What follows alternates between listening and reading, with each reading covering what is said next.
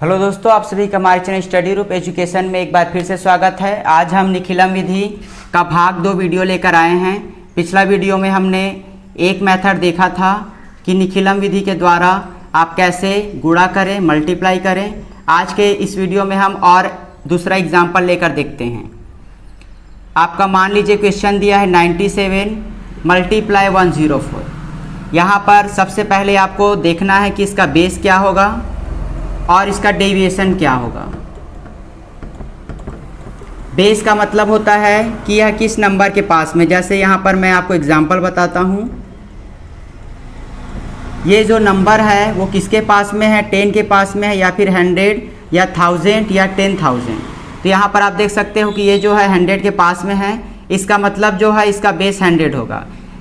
निखिलम विधि से आपको सॉल्व करने से पहले इन दोनों चीज़ों को आपको समझना होगा कि इसका बेस क्या होगा और इसका डेविएशन क्या होगा। बेस के लिए आप ये चारों या फिर और आगे जितने भी नंबर होंगे वो सब आप यूज कर सकते हो। यहाँ पर जो बेस है वो 100 के पास में है, 97 100 के पास में, इसलिए इसका बेस 100 होगा। दूसरे कंडीशन में भी आप देखोगे तो यहाँ पर भी ये 100 के पास में है, तो इसका बेस जो है वो 100 होगा। अब आपको सीखना है कि डेविएशन क्या होता है। डेविएशन वो नंबर होता है जैसे 97 100 से कितना अधिक है या फिर कितना कम है। अगर अधिक होगा तो आपको प्लस यूज करना है, अगर कम होगा तो माइनस यूज करना है। जैसे देखिए यहाँ पर जो 97 है पहले नंबर के लिए वो 100 से 3 कम है, तो इसे 3 लिखना है, और कम है इसलिए माइनस करेंगे। 104 4 अधिक है तो इसे प्लस लिखना है, और अधिक है इसलिए प्लस करेंगे। इसका डिफरेंस को लिख देंगे, और अधिक रहेगा तो प्लस, कम रहेगा तो माइनस। तो इस तरह आपको डेविएशन निकालना है। तो चलिए, अगर ये दोनों चीज़ें आपको क्लियर हो गई होगी तो निखिलम विधि से हम इसे कैसे सॉल्व करेंगे उसे देखते हैं। नंबर दिया गया है, सबसे पहले आपको संख्या लिखना है और दूसरा आपको डेविएशन लिखना है। अब सबसे पहले आपको संख्या 97 दिया है और दूसरा संख्या दिया है 104। अब डेविएशन जैसा मैंने बताया कि पहले का डेविएशन -3 होगा और दूसरे का होगा +4। अब हमें 2 कंडीशन मिलेंगे, पहला आपको राइट साइड मिलेगा, दूसरा मिलेगा लेफ्ट साइड। राइट साइड का जब आप आंसर लिखोगे तो इसे मल्टीप्लाई कर देना है दोनों डेविएशन को। तो इसे आप जब मल्टीप्लाई करोगे तो आपको मिलेगा -12। तो -12 को आपको इस तरह लिखना है कि ऊपर में आपको एक लकीर डाल देना है, इसका मतलब है ये माइनस साइन है। अब अगला इसको आपको राइट साइड को लेफ्ट साइड को कैसे आंसर लिखना है, इसके लिए आपको कोई भी एक संख्या लेना है और उस संख्या को दूसरे डेविएशन से जोड़ देना है। 97 को दूसरे डेविएशन से जोड़ेंगे तो आपको मिलेगा 101। वहीं अगर आप और में लिखना चाहो तो दूसरा नंबर लिखोगे, दूसरा नंबर को पहले डेविएशन से अगर आप जोड़ दोगे तब भी आपको सेम मिलेगा 101। तो ये आपको मिला।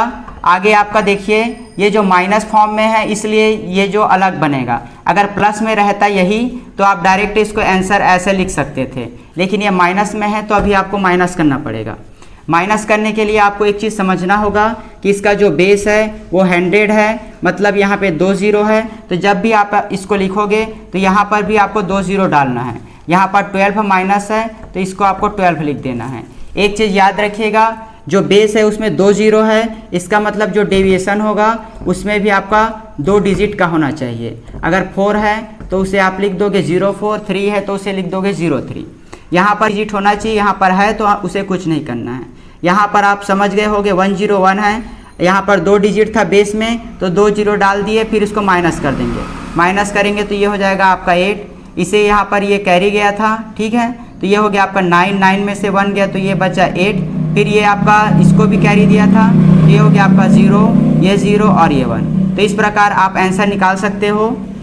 ये इस विधि को कहा जाता है निखिलम विधि। इसमें आपको मल्टीप्लाई करना है, डेविएशन देखना है। लेफ्ट साइड का राइट साइड का आंसर लिखोगे तो डेविएशन को मल्टीप्लाई कर देना है साइन के साथ। अगर नेगेटिव आ रहा है तो आपको घटाना है। जो राइट साइड आएगा वह आएगा किसी संख्या प्लस दूसरे का डेविएशन। तो इसका आंसर होगा आपका 10088। इन दोनों को आप माइनस कर दोगे तो आपको फाइनल आंसर मिल जाएगा मल्टीप्लाई से।